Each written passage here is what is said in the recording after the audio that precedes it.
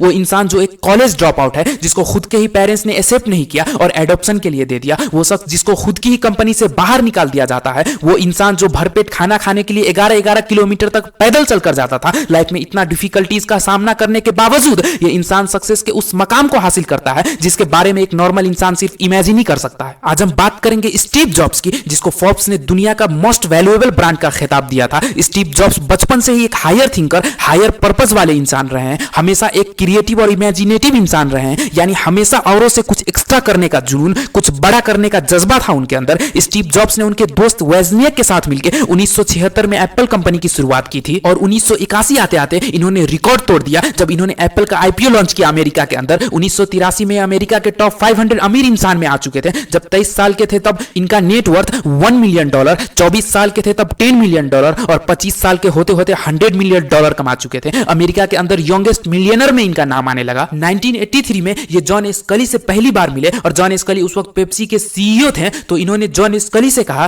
क्या तू जिंदगी भर पेप्सी ही बेचता रहेगा या फिर जिंदगी में कुछ बड़ा करना चाहता है? अगर जिंदगी भर पेप्सी ही बेचना चाहता है तो यही रहे, और अगर दुनिया बदलना चाहता है तो एप्पल में आ जाओ। तो जॉन स्कली ने कहा, मैं एप्पल में आऊंगा, और यही वो जॉन स्कली है। जब एप्पल में आया 2 साल के बाद उस कंपनी में अपनी पावर बढ़ाकर बोर्ड्स को अपनी तरफ करके उन्होंने स्टीव जॉब्स को ही उस कंपनी से निकाल दिया। एक दफा फिर से ये इंसान लाइफ में हार गया, पर स्टीव जॉब्स ने कभी हार नहीं माना, अपने फेलियर को अपनी स्ट्रेंथ बनाकर आगे बढ़ता गया। स्टीव जॉब्स के निकलते ही कंपनी डूबने लगी और इनसे माफी मांगकर इनको फिर से एप्पल में लाया गया। इनका काम करने का तरीका सबसे यूनिक था, हर एक काम को परफेक्ट करना चाहते थे। एक बार जब एप्पल 2 कंप्यूटर बन रहा था तो इनको उस कंप्यूटर का कलर बेस रखना था। फिर जब स्टीव जॉब्स एप्पल के मैन्युफैक्चरिंग कंपनी के पास गए तो उस कंपनी ने स्टीव जॉब्स को बेस कलर के 2000 सेट्स दिखाए, पर स्टीव जॉब्स को 2000 में से एक भी सेट्स पसंद नहीं आया। तब जाके ये खुद सेट्स लेकर के आए और फिर जाकर एप्पल 2 का कलर डिसाइड हुआ। जो इंसान एक कलर के लिए इतना परफेक्शन रखता है, वही इंसान जब प्रोडक्ट लॉन्च करता है तो दुनिया का सबसे परफेक्ट और सक्सेसफुल प्रोडक्ट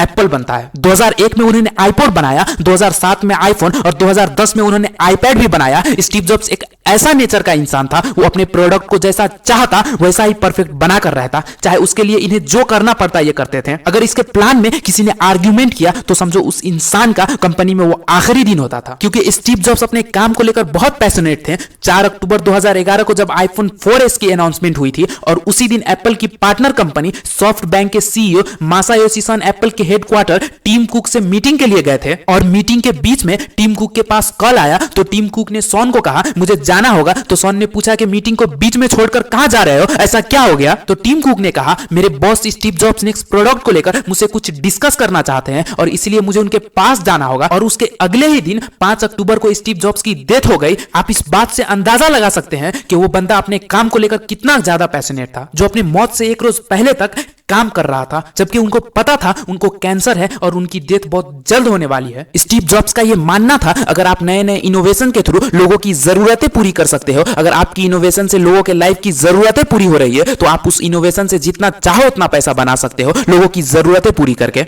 इनका हमेशा से बस एक ही विजन था, जो चीज मैं बनाऊंगा वो हर एक हिसाब से परफेक्ट होना चाहिए। उनका मानना है प्रोडक्ट ऐसा होना चाहिए कि मार्केट से कंपटीशन ही खत्म हो जाए, और ऐसा ही हुआ जब स्टीव जॉब्स ने आईपॉड लॉन्च किया। उस वक्त लोग वॉकमैन का यूज करते थे, जो साइज में काफी बड़ा और मुश्किल से 10-20 गाने ही आते थे, और जब आईपॉड लॉन्च हुआ तो उसका साइज 5 टाइम्स उससे छोटा था, जो कि आदमी आसानी से अपने पॉकेट में लेके घूम सकता था, और उसमें 1000 गाने भी आसानी से आ जाते थे। 1997 में जब स्टीव जॉब्स फिर से एप्पल में आए तब एप्पल के अंदर 350 प्रोडक्ट था। ये हमेशा से एक विजनरी इंसान भी रहे हैं, तो इन्होंने क्या किया, उन 350 प्रोडक्ट में से 340 प्रोडक्ट को रिजेक्ट करके हटा दिया और अपना पूरा फोकस सिर्फ बाकी के 10 प्रोडक्ट में ही लगाया, जो कि आगे चल के बहुत अच्छा डिसीजन साबित हुआ। ये कहते थे प्रोडक्ट इतना सिंपल होना चाहिए जो कोई भी इंसान इसे आसानी से यूज कर ले, प्रोडक्ट इतना बढ़िया होना चाहिए कि जो इंसान एक बार एप्पल यूज कर ले उसको एप्पल से प्यार हो जाए और वो दूसरा प्रोडक्ट यूज करना पसंद ही नहीं करे। और आपको पता होगा जो इंसान एप्पल का प्रोडक्ट यूज करता है उसको आसानी से दूसरा प्रोडक्ट पसंद ही नहीं आएगा। स्टीव जॉब्स एक ऐसा इंसान था जो अपने प्रोडक्ट की वैल्यू को ऐसे लोगों के सामने प्रेजेंट करता था और उनको ऐसा फील कराता था कि उसके कस्टमर को लगता था आई नीड दिस प्रोडक्ट। ये क्वालिटी थी उनके अंदर और अपने कस्टमर को बहुत अच्छे से समझते थे। 70s 80s के अंदर कंप्यूटर एक बहुत बड़ा डिवाइस हुआ करता था जिसको चलाना बहुत मुश्किल हुआ करता था। इन्होंने एक पुराने जमाने के कंप्यूटर को इतना यूनिक, इतना खूबसूरत बना दिया कि लोग लाइन लगकर कंप्यूटर खरीदने आते थे। इन्होंने अपने प्रोडक्ट को लेकर एक एडिक्शन पैदा कर दिया इंसानों के अंदर, जिसके वजह से लोग सिर्फ एप्पल का प्रोडक्ट खरीदना चाहते हैं। स्टीव जॉब्स कहते थे, मैं हमेशा वही प्रोडक्ट बनाता हूं जिसको मैं खुद यूज करता हूं और उसे यूज करके मुझे प्राउड फील हो। दोस्तों, मैं अक्सर नए नए केस स्टडीज लाता रहता हूं। इससे पहले भी मैंने Bill Gates, Elon Musk, Cristiano Ronaldo, Lionel Messi के ऊपर केस स्टडीज बना चुका हूं। अगर आपने नहीं देखा है तो अभी जाके देख लीजिए। और ऐसे ही मोटिवेशनल केस स्टडीज आगे देखने के लिए इस चैनल को सब्सक्राइब करें और इस जर्नी में हमारे साथ सीखें। Thanks for your precious time. Keep watching, keep learning.